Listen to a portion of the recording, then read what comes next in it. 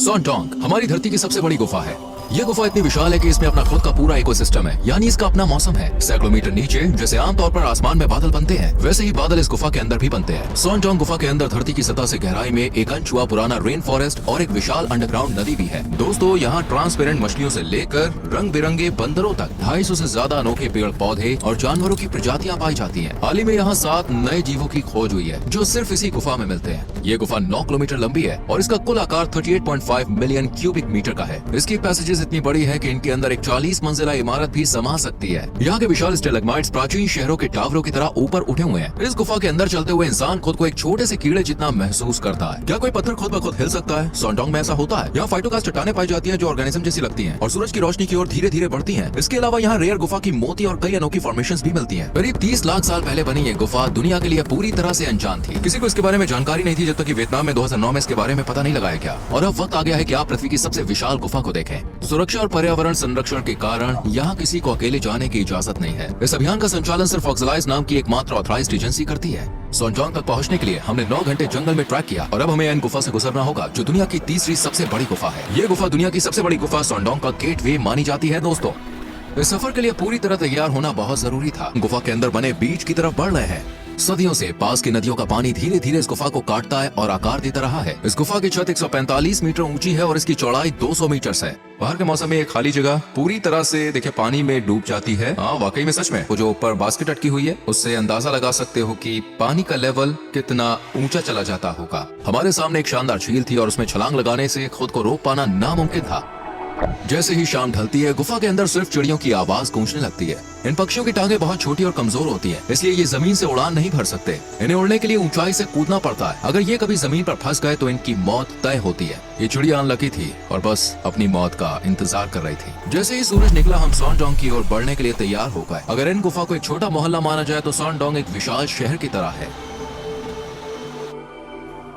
अब हमें अंधेरे की ओर जाना है। मैं सोच रहा हूँ कि सॉन्डोंग में हमारा क्या इंतजार कर रहा होगा। हम जैसे ही आगे बढ़ते हैं, जमीन पर दर्जनों झींगुर इधर उधर कूदने लगते हैं।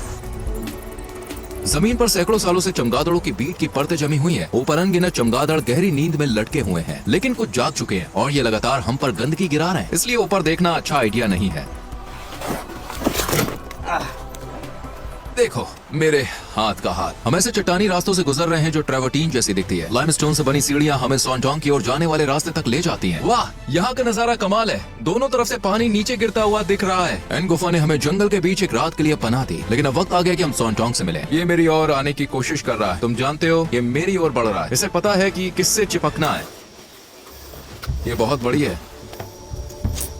हम जिस जमीन पर चल रहे हैं उसके नीचे 450 मिलियन साल पुरानी लाइमस्टोन की परतें दबी हुई हैं, जो इंसानों या यहाँ तक कि डायनासोर के अस्तित्व में आने से भी पहले बनने लगी थी। धीरे धीरे इसे काटती रही और इसी से गुफाएं बनी, गुफा बनाई। अब एक आखिरी मुश्किल चढ़ाई हमें सॉन्डोंग के ग्रैंड एंट्रेंस तक ले जाती है। जैसे जैसे हम गुफा के अंदर गहराई में जा रहे हैं, सभी ने अपने हेडलैम्प्स ऑन कर लिए हैं। अब हम होप एंड विजन पैसेज की ओर जा रहे हैं। ये गुफा 9 किलोमीटर लंबी है और इसमें खोजने के लिए बहुत कुछ है। शायद हम यहाँ कोई नया जीव खोजने वाले पहले लोग बन जाएं। ये रहा सॉन्डोंग गुफा का एंट्रेंस। आप देख सकते हो लोग इसके सामने कितने छोटे लग रहे हैं। सिर्फ कुछ कदम अंदर आते ही हम हैरान करने वाले गुफा संरचनाओं से घिर गए हैं। मिनरल से भरपूर पानी छत और दीवारों से टपकता रहता है और धीरे धीरे समय के साथ एक खूबसूरत रिनस्टोन पूल्स बन जाते हैं।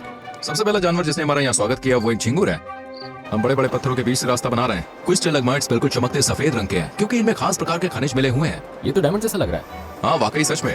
ये ब्रॉन्ज कलर का विशाल स्टेलेक्टाइट है और ये जम चुके झरने जैसा लगता है। इसका ऑरेंज ब्राउन कलर इस बात का संकेत देता है कि इसमें आयरन या अन्य मिनरल्स मौजूद हैं जो लाइमस्टोन के साथ मिल गए हैं। कुछ स्टेलेक्टाइट्स टूट कर नीचे गिर चुकी है और जमीन पर बिखरी पड़ी है। वो जो बीच में दरार दिख रही है वो एक फॉल्ट लाइन है। ये धरती के टेक्टोनिक मूवमेंट्स की वजह से बनी है। सॉन्डोंग की साइज सिर्फ पानी के कटाव की वजह से नहीं बनी, बल्कि टेक्टोनिक मूवमेंट्स के कारण बने दरारों की वजह से भी बनी, जिससे पानी और गहराई में जा सके। इस गुफा के इस हिस्से में एक बहुत बड़ी नदी है। अगर यहाँ गिरे तो तैर नहीं सकते, पानी का बहाव बहुत तेज है। भारी बारिश से यहाँ बहुत सारी नदियाँ भर जाती है और अब एक विशाल और तेज नदी इस गुफा के बीच से बह रही है। ये सब आखिर बना कैसे? हम तो गुफा के सैकड़ों मीटर अंदर हैं। यहाँ सूरज की रोशनी भी नहीं पहुँचती। भारी बाढ़ मिट्टी और पौधों के तनों को गुफा के अंदर ले आती है, इसलिए यहाँ एक अंकुरित बीज दिख रहा है। लेकिन बिना धूप के ज्यादा दिनों तक नहीं टिक पाएगा। बाढ़ के साथ स्पोर्स भी अंदर आ गए, इसलिए यहाँ मशरूम उग रहे हैं। यहाँ की नमी और अंधेरा इनके लिए परफेक्ट माहौल है। कल ही पानी यहाँ तक पहुँच गया था, इसके साथ बहुत सारा कीचड़ भी बहकर आया। ये तो अभी भी नया लग रहा है, जिससे पता चलता है कि यहाँ हाल ही में बाढ़ आई थी। अब हम होप एंड विजन पैसेज तक पहुंच गए हैं। ये गुफा का सबसे बड़ा हिस्सा है। मैं दुनिया के सबसे ऊंचे स्टेलेग्माइट के पास खड़ा हूं जो 80 मीटर ऊंचा है। इसे इसकी ऊंचाई तक पहुंचने में करीब 8 लाख साल लगे, क्योंकि छत से गिरता पानी धीरे धीरे मिनरल्स को जमीन पर जमा करता गया और ये विशाल स्टेलेग्माइट बना। ये इतना बड़ा इसलिए हुआ क्योंकि ये गुफा के उस हिस्से में बना है जहाँ छत की ऊंचाई 170 मीटर से ज्यादा और चौड़ाई 130 मीटर से ज्यादा है। यानी ये जगह इतनी विशाल है कि इसमें 40 मंजिला इमारत समा सकती है और एक डबल डेकर एयरक्राफ्ट आराम से उड़ सकता है। देखो दूर से पहले जॉ लाइन से रोशनी आ रही है दोस्तों, वहीं हमें जाना है। हमने जमीन पर बादलों जैसे सफेद धब्बे देखे। ये क्या है? मकड़ी का जाला। जो मकड़ी जाल में फंसे शिकार को महसूस करती है तो वो अचानक बाहर निकलती है, अपने शिकार को काटती है और वापस सुरंग में ले जाकर उसे खाती है। ये है सैंड टावर्स। जब ऊपर से पानी टपकता है तो कंकड़ के नीचे का हिस्सा बचा रहता है, जबकि आसपास की मिट्टी धीरे धीरे घिस जाती है। आखिर में ये छोटे छोटे टावर जैसे दिखते हैं, मानो एक मिनी शहर हो। अगर ध्यान से देखो तो उस चट्टान के ऊपर एक इंसान खड़ा दिख रहा है, हमारा एक साथी जो काफी दूर है 60 मीटर ऊंची स्टेलेग्माइट पर खड़ा है। अब तक हमने गुफा में 3 किलोमीटर का सफर तय कर लिया है। यही हमारा कैंपिंग साइट है। सोचो यहाँ सोना और ये नजारा देखना कितना अनोखा अनुभव होगा। यहाँ से पहले डो लाइन का कुछ हिस्सा दिख रहा है। ये गुफा का बाहर का रास्ता लग सकता है, लेकिन असल में ये 2 बड़ी डो लाइन्स में से पहली है और यहाँ से आगे का सफर और भी रोमांचक होने वाला। गुफा के अंदर और बाहर के टेम्परेचर में अंतर की वजह से यहाँ कोहरा और बादल बनते हैं। इन बादलों के आगे का इलाका वॉच आउट फॉर डायनासोर्स कहलाता है। हम कल इसे एक्सप्लोर करेंगे, लेकिन अभी आराम करने का वक्त है। अब हम पहली डो लाइन की तरफ बढ़ रहे हैं। ये नया दिन है और आज हमें बहुत कुछ देखने को मिलेगा। चलिए चलते हैं।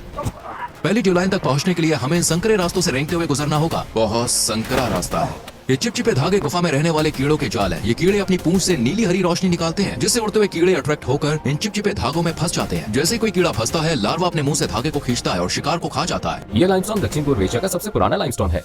इसकी उम्र 400 मिलियन साल से भी ज्यादा है। कुछ समुद्री जीव लाइमस्टोन का हिस्सा बन गए, जबकि कुछ मिनरल्स में बदलकर फॉसिल बन गए। जैसे कि देखिए यहाँ ये उदाहरण दिख रहा है। इस फॉसिल की डिटेल बाद में देखेंगे। हम लगभग पहुंच चुके हैं। सूरज! वाह, यहाँ छत से गिरने वाली पानी की बूंदों को जमीन तक पहुँचने में करीब 20 सेकंड्स लगते हैं।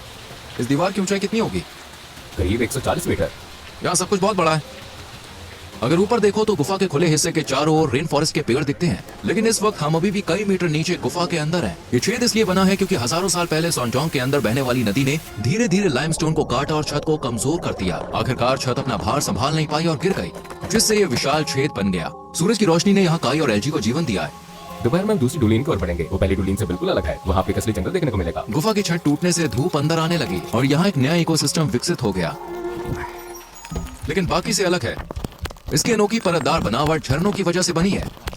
ये जो आप देख रहे हैं ये फाइटोकार्स्ट फॉर्मेशन है। ये बहुत ही रेयर लाइमस्टोन फॉर्मेशन है जो काई, एल्गी और माइक्रो ऑर्गेनिज्म के साथ मिलकर बनती है और इसमें कैल्शियम कार्बोनेट भी जुड़ता है। इनका बनना बायोलॉजिकल और जियोलॉजिकल दोनों प्रक्रियाओं से होता है, इसलिए ये आधी लिविंग और आधी नॉन लिविंग मानी जाती है। यहाँ देख सकते हैं कि फाइटोकार्स्ट संरचनाएं कैसे सूरज की रोशनी की ओर बढ़ रही है, जैसे कोई हाथ अंधेरे से बाहर निकलने की कोशिश कर रहा हो। अंधेरे में 1 किलोमीटर चढ़ने और उतरने के बाद अपनी अगली मंजिल तक पहुंच चुके हैं। ये दूसरी डो लाइन है जो पहले से कई बड़ी है। वाह, तो कमाल का नजारा है। अचानक ऐसा लग रहा है जैसे हम किसी गुफा में नहीं बल्कि जंगल के बीच में आ गए हो। देखो यहाँ कितनी घनी हरियाली है। इस हिस्से में गुफा की छत गिर गई क्योंकि यहाँ 2 बड़ी फॉल्ट लाइन्स एक दूसरे को क्रॉस कर रही थी। इसी वजह से यहाँ एक डो लाइन बनी जो हमारी मौजूदा स्थिति से 252 मीटर ऊपर है। गुफा की छत टूटने से धूप अंदर आने लगी और यहाँ एक नया इकोसिस्टम विकसित हो गया। कठिन परिस्थितियों के बावजूद पौधों और जानवरों ने यहाँ खुद को ढाल लिया और इस जगह को एक अनोखे अंडरग्राउंड रेन फॉरेस्ट में बदल दिया। जैसे जैसे हम रोशनी की ओर बढ़ते हैं, पौधों की ऊंचाई बढ़ती जाती है। यहाँ मिट्टी या रेन फॉरेस्ट बनने के लिए एकदम परफेक्ट जगह है। यहाँ की जमीन का बड़ा हिस्सा चमगादड़ों की बीट से बना है। लाखों सालों से जमा ये बीट अब बहुत उपजाऊ मिट्टी में बदल चुकी है। यहाँ की मिट्टी गहरी और उसमें छोटे छोटे छेद हैं। हर छेद के अंदर एक कीड़ा छुपा है। ये कीड़े अपने अपने छेदों में जाल बिछाकर छोटे जानवरों को पकड़ने के लिए तैयार रहते हैं। ये जंगल बहुत बड़ा है। बायोलॉजिस्ट्स ने यहाँ 200 से ज्यादा पौधों की प्रजातियां और करीब 60 जानवरों की प्रजातियां खोजी जो इस इलाके में बस गई हैं। देखो पेड़ों पर बंदर बैठे हैं। शायद दुनिया की इकलौती गुफा है जहाँ बंदर रहते हैं। देखिए अधिकतर बंदर जो है वो पेड़ों पर रहना पसंद करते हैं और जो गुफाएं हैं वो उनके लिए सही जगह नहीं होती हैं। लेकिन ये गुफा इतनी अनोखी है कि कुछ प्रजातियों ने इसे अपना घर बना लिया है। हमने एक सेंटीपीड देखा और यहाँ सांप भी रहते हैं। इस जंगल की आवाज सुकून देने वाली है।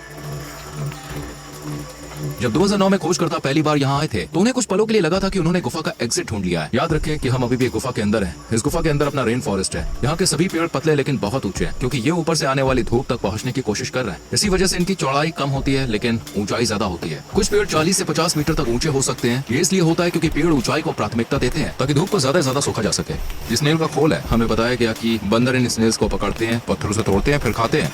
जैसे जैसे हम गुफा में आगे बढ़ रहे हैं हमें रेड शंक ब्लू के मौजूद होने के संकेत दिखने लगे हैं। देखो इतने सारे स्नेल्स हैं, इनमें से ज्यादातर टूटे हुए हैं और शायद किसी बंदर ने इन्हें खाया होगा। गुफा इतनी विशाल है कि हम भूल गए कि हम गुफा के अंदर हैं। यही वो जगह है जहां हम आज रात कैंपिंग करने वाले हैं। गुफा में हमारा चौथा और आखिरी दिन है। स्टेलेग्माइट देखने में बहुत अच्छे लगते हैं, जैसे किसी मूर्तिकार की बनाई हुई हो। इस कॉलम के चारों ओर पानी से भरा हुआ एक पूल है जिसमें मछलियां तैर रही हैं। इन मछलियों की आंखें नहीं होती क्योंकि ये पूरी तरह अंधेरे में रहने के लिए ढल चुकी हैं। इन्हें देखने की जरूरत ही नहीं पड़ी और समय के साथ इनकी दूसरी सेंसेस और तेज हो गई। देखो ये मेरी परछाई या हाथ की हलचल पर कोई रिएक्शन नहीं दे रही, ये कुछ देख ही नहीं सकती। इसी तरह ये झींगुर भी पूरी तरह अंधा है, इसे मैं भी दिखाई नहीं दे रहा। ये रेयर फॉर्मेशंस गुफा के मोती कहलाते हैं। आमतौर पर इनका आकार केवल 1 सेंटीमीटर होता है, लेकिन यहाँ क्योंकि ये बहुत पुराने कुछ मोती टेनिस बॉल जितने बड़े हो गए हैं। देखिए ये असली मूर्तियों की तरह बनते हैं और छोटे से न्यूक्लियस के चारों ओर मिनरल्स की परतें धीरे धीरे जमती रहती हैं। इन्हें पूरी तरह बनने में कुछ 100 साल लगते हैं। जैसे जैसे हम गुफा की ओर गहराई में बढ़ते हैं हमें कुछ अनोखा दिखता है। ये हिरन की हड्डियां हैं जो लगभग 500 साल पुरानी मानी जा रही हैं। अब हमारे सामने आखिरी चुनौती है, एक 80 मीटर ऊंची कर्स्ट वॉल जिसे the great wall of Vietnam कहा जाता है। वहां तक पहुंचने के लिए हमें पहले 600 मीटर लंबे 5 टनल पैसेज से गुजरना होगा। ये रास्ता पानी भर चुका है और एक खूबसूरत जेड ग्रीन झील में बदल गया। ये दीवार इतनी ऊंची है कि उसकी चोटी तक रोशनी भी नहीं पहुंचती। दीवार पार करने के बाद हमें 500 मीटर दूर गुफा के बाहर की रोशनी दिखने लगी है। बस हम पहुंच ही गए। हमने दुनिया की सबसे बड़ी गुफा सोनटोंग को एक छोर से दूसरे छोर तक एक्सप्लोर कर लिया है। लेकिन चौथे दिन भी एक सवाल रह गया। जो फॉसिल हमने देखा वो आखिर किस